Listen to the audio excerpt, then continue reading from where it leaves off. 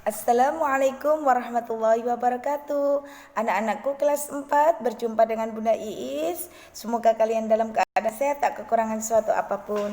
Hari ini pendidikan agama Islam masuk pada sejarah kebudayaan Islam. Tapi sebelum itu, di antara ranah Al-Quran, hadis, akidah, akhlak, fikih, dan sejarah Islam adalah merupakan pembelajaran PAI yang paling menyenangkan.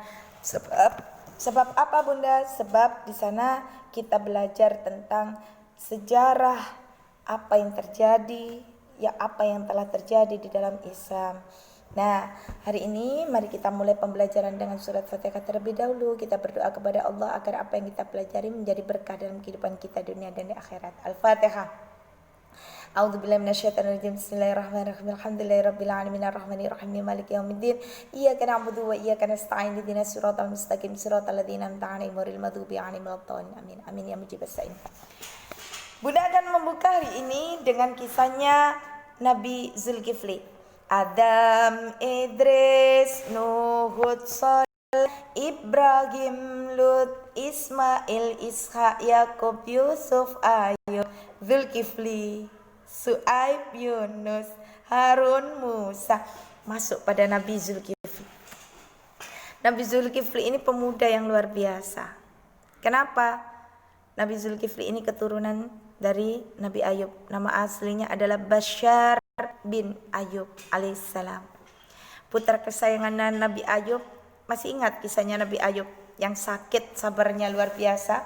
Nah, ini adalah keturunan dari Nabi Ayub dengan ibunda Rahmah kesayangan, melahirkan seorang Bashar yang ganteng dan akhlaknya yang bagus, sabarnya nuruni ayahnya. Kenapa dia dinamakan Nabi Zulkifli, Bunda? Oke, ikuti kisahnya. Jadi pada suatu hari, Raja Rasul Ilyasa ini melakukan suatu sayembara. Karena sudah waktunya Nabi Ilyasa, karena sudah minta Allah untuk segera mendekatkan diri ke Allah melalui zuhud, harus meninggalkan tahtanya. Nah, kalau meninggalkan tahta wajib punya pengganti, sehingga Allah memberikan tugas untuk mencari melalui sayembara. Nah, di sayembara itu Nabi Zulkifli Nabi Ilyasa menyatakan, siapa di antara kalian yang mampu untuk menahan hawa nafsu, menahan dari makan dan minum di siang hari, dan menahan dari rasa ngantuk di malam hari, dan digunakan untuk bertasbih kepada Allah dan mengingat Allah, maka akan saya jadikan dia pengganti saya. Tidak ada yang mampu. Di antara seluruh orang yang datang di sayembara itu, tidak ada yang mengacungkan tangan, tidak ada yang mampu, tidak ada yang bisa. Tiba-tiba datanglah seorang pemuda yang ganteng, namanya Bashar bin Ayub alaihissalam. Ya Raja, mohon maaf, insya Allah saya siap untuk menjalankan perintah itu. Wah, Nabi Ilyasa kan sudah dapat gambaran dari Allah, sehingga alhamdulillah kalau kamu sudah siap. Tapi dalam perjalanan ini akan dicoba sama Allah, akan kami trial, dicoba dulu benar apa tidak. Di siang hari berpuasa, Bashar berpuasa, sehingga ketika datanglah seorang orang tua datanglah kepada karena iblis itu kan kepinginnya mesti ngerusak tatanannya manusia. Iblis itu datang untuk ganggu. Biar apa? Datang pada saat hari menjelang malam dengan menjelma sebagai lelaki tua. Karpe kan Nabi Bashar ini biar enggak bisa tirakat malam, iktikaf. Dijawab oleh si Bashar. Saat itu memang Nabi Ilyasa menyatakan, ketika Bashar bisa menyatakan saya sanggup. Nah, saat itulah dikasih nama. Oke, namamu saya ganti menjadi Zulkifli, yang artinya pemuda yang sanggup menjalankan apa yang dijadikan dalam sayembara. Maka dikenal dengan Nabi Zulkifli. Nama aslinya adalah Bashar bin Ayub alaihissalam. Diingat ya, Nabi Zulkifli namanya Bashar bin Ayub. Pada saat itu Nabi Zulkifli diangkat menjadi raja. Dengan kesabarannya Raja Zulkifli menyatakan kepada orang tua itu, ya sabar, besok kita berjumpa. Lagi tua itu menjawab, wahai raja yang bijaksana, hamba ingin menuntut keadilan. Yang bisa mengadili saya adalah hanya sampean, katanya. Baiklah, datanglah besok hari sebelum petang bersama dengan orang yang bersangkutan denganmu. Besoknya datang lagi, tapi sudah hampir petang. Sebelum petang datang. Pada hari berikutnya lagi-lagi tua itu datang tepat pada saat Nabi Zulkifli beribadah. Selalu begitu. Karena gunanya apa? Biar Nabi Zulkifli tidak melaksanakan perintahnya, tidak amanah. Akhirnya pada saat yang ditentukan menyadari usahanya gagal, iblis itu tadi, maka iblis itu segera pergi. Setelah itu Allah menurunkan wahyu yang menyatakan pengangkatan Nabi Zulkifli. Luar biasa. Dengan kesabarannya diturunkan dari ayahnya yang bernama Ayub, sehingga Nabi Zulkifli bisa menjadi orang yang penyabar seperti ayahnya. Anak-anakku sekalian, sikap apa yang bisa kita teladani di dalam kisahnya Nabi Zulkifli? Di dalamnya ada satu kesabaran yang terlatih mulai dari kecil, tirakat puasa. Kalian juga belajar puasa Ramadan walaupun setengah hari berjalan lama-lama akan terbiasa. Itu Nabi Zulkifli seperti itu, membiasakan diri wajib berjamaah di masjid karena akan belajar setiap hari kita berjumpa dengan orang-orang dan bersama mendukung Islam. Sabar dalam mampu menahan amarah seperti Nabi Zulkifli, tidak marah saat orang tua itu datang minta keadilan. Nabi Zulkifli menyatakan, besok sebelum petang datang ke sini, besok bersama orang-orang yang bersangkutan akan saya adili. Nah, Nabi Zulkifli seperti itu. Jadi sabar, tidak marah. Nah, Bunda juga berterima kasih kepada ibu-ibu yang telah bersabar mendampingi putra-putrinya dalam daring ini. Semoga semua corona ini segera berakhir sehingga anak-anak bisa kembali untuk belajar bersama kami di sekolah. Berikutnya itu tadi kisah Nabi Zulkifli. Kita masuk pada kisah Rasul kesayangan kita. 12 Rabiul Awal tahun gajah terlahir siapa? Ya betul, Rasulullah Muhammad bin Abdullah, kesayangan kita. Semoga kita semuanya termasuk golongan yang mendapatkan syafaat dari Rasulullah Muhammad. Anak-anakku sekalian, bertepatan dengan 20 April 571 Masehi telah lahir seorang yang ganteng.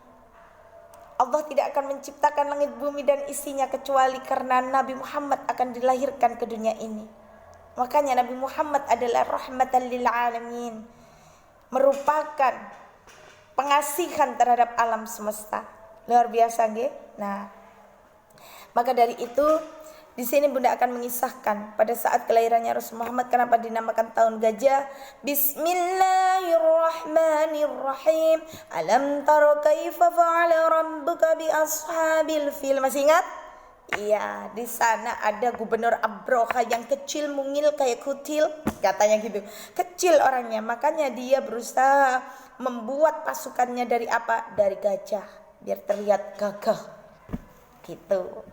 Nah, makanya ini Abroha ini mengusahakan tentang apa sih Bunda kok tiba-tiba ingin merusak Ka'bah itu? Karena ingin agar bukan Mekah saja yang menjadi tempat ibadahnya orang-orang, tetapi akan dipindahkan ke Yaman kiblatnya agar mereka itu berhaji di Yaman.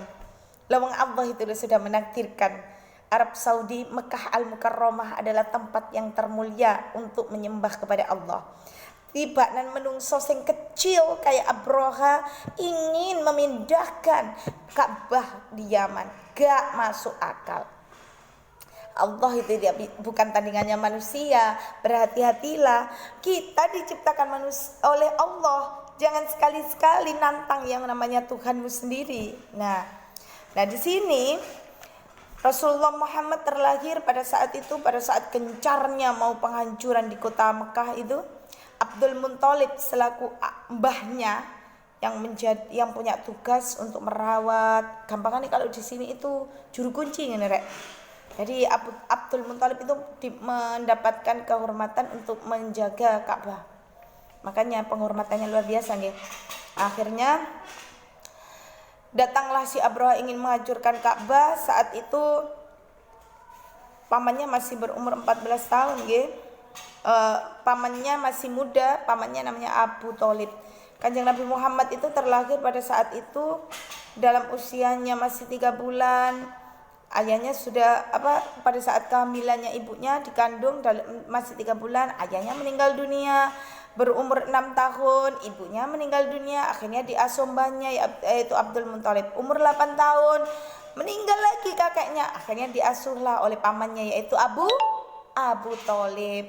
Pada saat umur 14 tahun Nabi Muhammad diajak oleh pamannya untuk berdagang ke negeri Syam. Di negeri Syam dalam perjalanan bertemulah dengan pendeta Bukhara yang menguasai negara Bukhara saat itu dengan keagamaannya, menyatakan, siapa yang membawa anak muda yang sana? Diajak pulang saja daripada terjadi sesuatu. Lu kenapa? Saya lihat ciri-ciri orang ini ada di dalam Injil dan Taurat. Kalau berjalan di atasnya itu ada awan yang mengikuti sehingga tidak pernah terkena panas matahari. Subhanallah, Rasulullah Muhammad itu luar biasa. Masih ingat ketika Rasul Muhammad meninggal dunia pada tanggal 12 Rabiul Awal tahun ke-11 Hijriah, tanggal 8 Juni 632 Masehi. Pada saat itu Masya Allah, ketika sakaratul maut semuanya menangis. Apa yang terfikir di dalam benak Rasulullah? Rasulullah itu gak ada yang difikirkan tentang beliaunya sendiri, tetapi memikirkan umat. Sudah hampir nazak seperti itu, Rasulullah tetap bertanya, "Lu Muhammad, kenapa kamu kok sedih?" Malaikat bertanya, "Apa sakit?" "Enggak." Aku bertanya, jika memang saat ini waktuku untuk kembali kepada Allah, apa yang Dia janjikan Allah kepada umatku? Tidak ada umat yang masuk ke dalam surga lebih dulu kecuali umatnya Muhammad telah habis. Saat itu Rasulullah Muhammad ridho untuk diambil oleh Allah. Masya Allah, rasa cintanya Rasulullah satu lagi. Jika ya Allah seluruh kesakitannya umatku saat sakaratul maut bisa ditaruh di dalam diriku, letakkan semuanya, sebab aku khawatir mereka tidak akan mampu ya Allah, sebab sakitnya seperti ini, seperti ditusuk dengan 7 tusukan pedang. Rasulullah masih memikirkan kita. Kita tidak pernah menghargai sejarah. Anak-anakku sekalian, keteladanan yang ditanamkan oleh Rasulullah Muhammad satu, Rasulullah Muhammad seorang al-amin, dapat dipercaya, kejujurannya luar biasa. Rasulullah Muhammad seorang yang sabar, diapa-apakan oleh kafir Quraisy tetap berjuang menegakkan akidah Islam. Rasulullah Muhammad adalah orang yang mampu memberikan gambaran uswatun hasanah yang baik kepada umatnya. Maka dari itu, contohlah yang baik. Carilah teman yang bisa diajak pada keberkahan. Jagalah diri kalian dan selalu jujurlah nak, sebab kejujuran itu harganya mahal. Ketika kita berbicara kejujuran, jika kalian tidak bisa jujur, sama dengan kalian membohongi diri kalian sendiri. Dari semua kisah yang Bunda terangkan kepada kalian, semoga mendatangkan berkah dan hidayah kepada kita semuanya. Jaga diri kalian nak, tetap sehat dan semangat, istiqomah ibadahmu, sebab dengan ibadah Allah akan selalu menjaga kita. Tetap semangatlah. Darul Hikam, berfikir, berzikir bersama Asyab Jos. Assalamualaikum warahmatullahi wabarakatuh.